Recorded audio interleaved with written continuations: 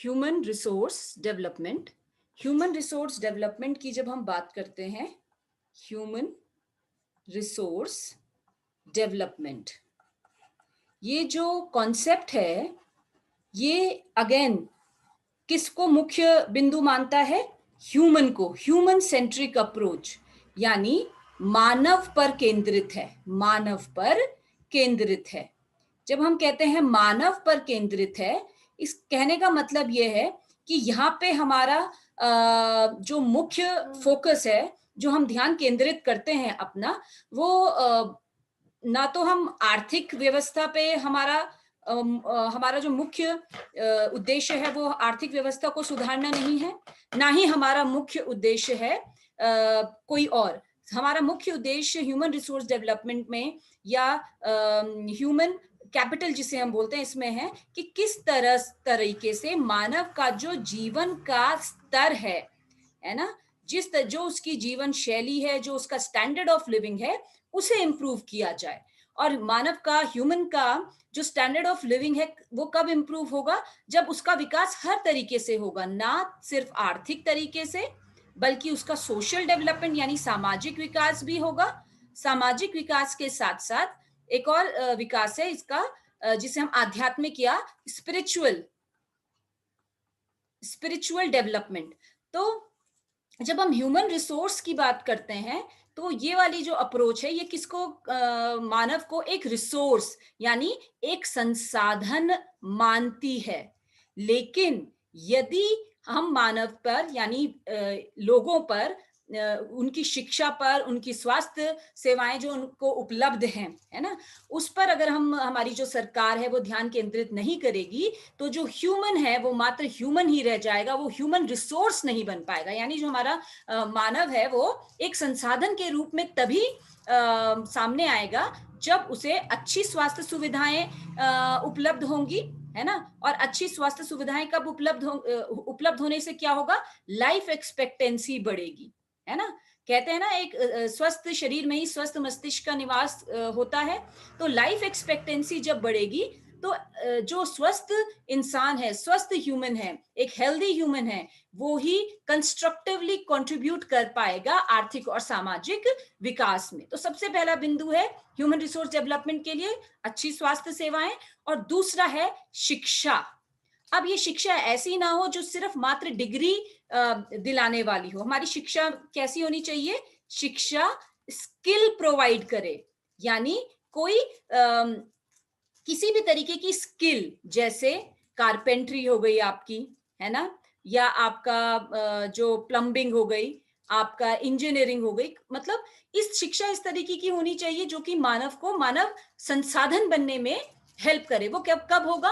अगर शिक्षा सिर्फ डिग्रियां प्रोवाइड कर रही है, तो उससे क्या होगा? हमारा जो ह्यूमन है वो स्किल्ड नहीं हो पाएगा। तो ह्यूमन को स्किल्ड बनाने के लिए उसको ट्रेन करना पड़ेगा, उसको स्किल करना पड़ेगा, है ना।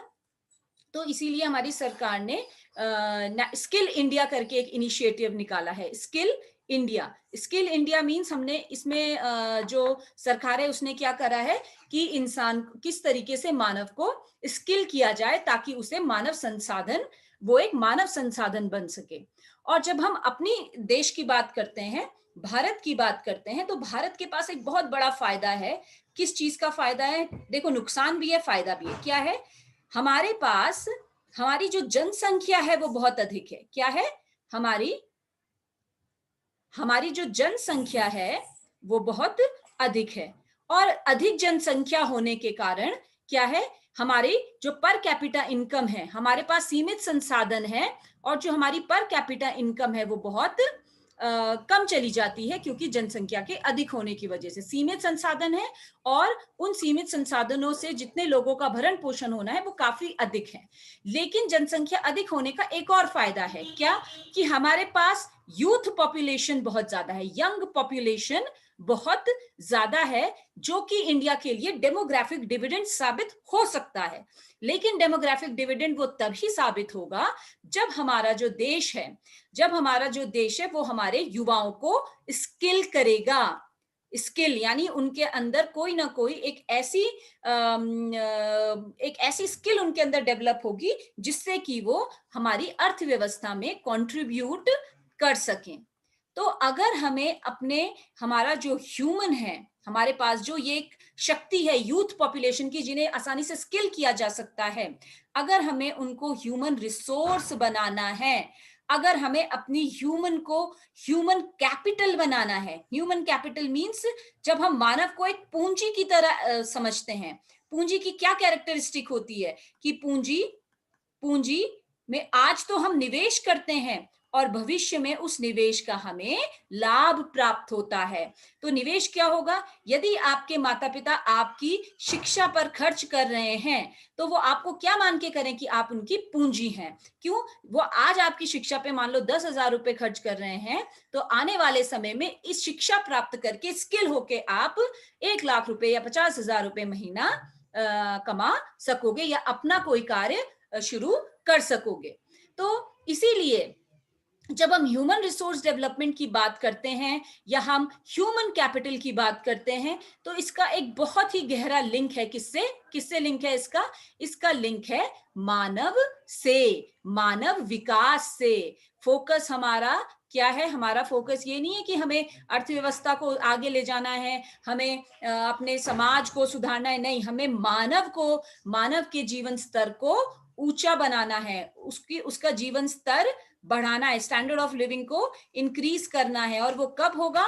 जब हम मात्र आर्थिक नहीं बल्कि सामाजिक सूचकांकों पर भी फोकस करेंगे। तो ये तो हो गया आपका कॉन्सेप्ट ह्यूमन रिसोर्स डेवलपमेंट का।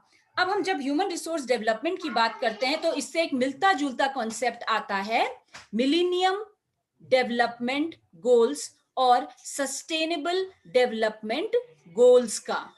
ठीक है, ये कुछ उद्देश्य हैं, है ना? उद्देश्य जो अंतरराष्ट्रीय स्तर पर, किस स्तर पर? अंतरराष्ट्रीय स्तर पर अपनाए गए हैं। और ये कहा गया है कि एक टाइम बाउंड मैनर में इन्हें अचीव किया जाएगा। और ये अचीव कैसे होंगे? ये अचीव तभी होंगे जब अगर हम इन गोल्स के बारे में जब हम डिटेल में पढ़ेंगे, तब हम देखेंगे कि इन गोल्स को अचीव करने के लिए हमें सिर्फ और सिर्फ किस पे फोकस करना है?